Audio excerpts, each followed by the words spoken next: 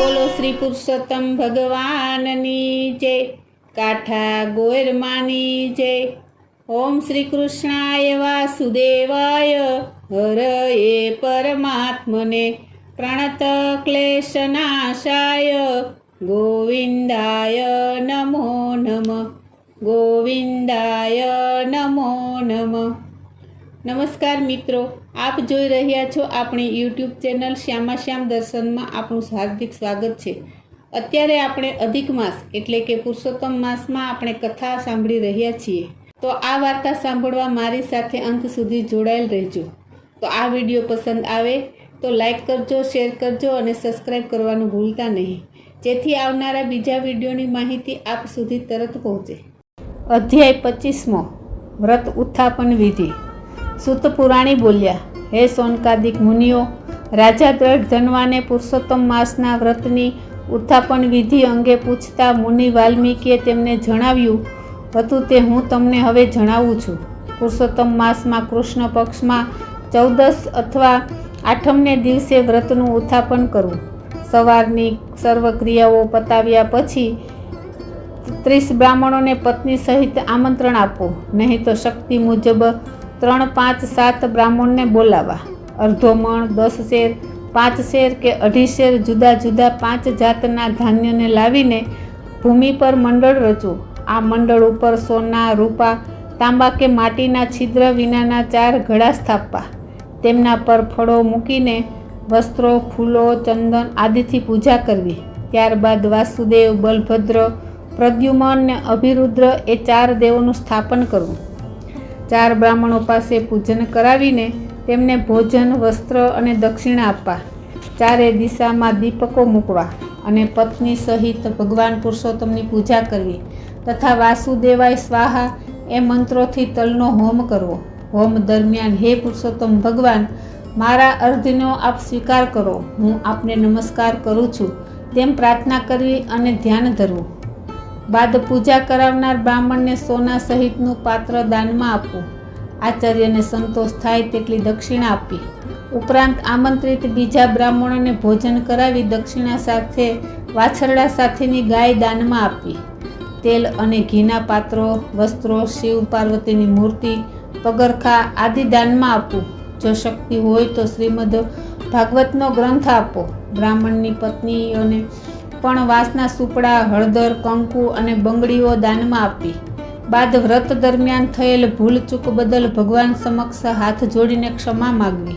સર્વ કર્મ પતી ગયા પછી ગૌગ્રાસ અને શ્વાનનો ભાગ કાઢી સહકુટુંબ ભોજન લેવું। વ્રત કરનારે વ્રતના છેલ્લા દિવસે રાત્રે જાગરણ કરીને ભગવાનનું કીર્તન કરવું અને ભગવાન પુરુષોત્તમનું પૂજનનું વિસર્જન કરીને વ્રતની પૂર્ણાહુતિ કરવી। જે કોઈ નર નારી પુરુષોત્તમ વ્રત અને તેનું ઉત્થાપન વિધિ શ્રદ્ધાપૂર્વક કરે છે તે આ લોકમાં ઘણા સુખો ભોગવીને વૈકુંઠમાં જાય છે। તો ચાલો આજે આપણે સાંભળીએ ગણકો અને ગણકી। એક ઝાડમાં ગણકો અને ગણકી રહે, એવામાં પુરુષોત્તમ માસ આવ્યો। ગણકીએ કહ્યું, આપણે તો આખોએ અધિક માસ ઉપવાસ કરવા છે। અધિક માસમાં સૌ નહાય છે, ધુવે છે, કથા વાર્તા સાંભળે છે। આપણે કરીએ તો આપણા ઉપર પણ ભગવાન રાજી થાય અને નવા જન્મે સારો અવતાર મળે। ગણકો બોલ્યો, તારે ઉપવાસ કરવા હોય તો કર, આપણે તો લાકડા કોરીશું ને ફૂલડા ચોળીશું। એમ કરતાં બંને જણ મરી ગયા। ગણકી એક રાજાને ત્યાં રાજકુમારી થઈ ને જન્મી અને ગણકો રાજાની બકરીને પેટે બકરો થઈને જન્મ્યો। આમ રાજકુંવરી અને બકરો મોટા થતા જાય છે। પૂર્વજન્મના સંસ્કાર બળે રાજકુંવરીને બકરા ઉપર ખૂબ જ હેત આવે છે। તે આખો દિવસ બકરાને રમાડે અને આનંદ કરે છે। થોડા સમયમાં રાજકુંવરીનું લગ્ન એક રાજકુમાર સાથે થયું। રાજકુંવરીને સાસરે વળાવવાનો સમય થયો। રાજાએ તો કુંવરીને પહેરાણીમાં હાથી આપ્યા, ઘોડા આપ્યા, હીરા અને મોતી આપ્યા, હીરના ચીર આપ્યા, તોય કુંવરી ઉદાસની ઉદાસ। રાજાએ પૂછ્યું, દીકરી ઉદાસ કેમ છે? તારે જે જોઈએ તે માગ। કુંવરી કહે, પિતાજી, મને પેલો બકરો સાથે આપો, બકરાને રમાડ્યા વિના મને જરાય ગોઠતું નથી। કુંવરીને રાજાએ સમજાવી, રાણીએ સમજાવી, કુંવરી ન માની તે ન માની। છેવટે બકરો રાજકુંવરી સાથે મોકલ્યો। સાસરિયામાં પણ રાજકુંવરી બકરાને નવડાવે, ખવડાવે અને રમાડે। રાજકુંવરીનું આવું વર્તન જોઈ રાજકુમારને નવાઈ લાગી. થોડા દિવસોમાં રાજા મરી ગયો. રાજકુમાર રાજા થયો અને રાજકુંવરી રાણી થઈ. એક વેળા બંને જણા ભગવાન શંકરના દર્શન કરીને આવતા હતા. રાજા રાણી રાજમહેલમાં આવ્યા. રાણીના પગમાં નુપુર રૂમઝુમ વાગતા હતા. રાણીને જોઈ બકરાને વાચા થઈ. તે બોલ્યો, રૂમઝુમતી રાણી ઈચ્છાવર પામ્યા.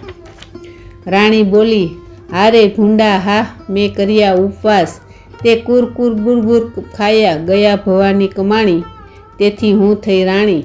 રાજા આ બકરાની વાચા સાંભળી ગયો અને પોતાના રાજના પંડિતોને તેડાવ્યા અને બકરાનો ભેદ શોધવા કહ્યું.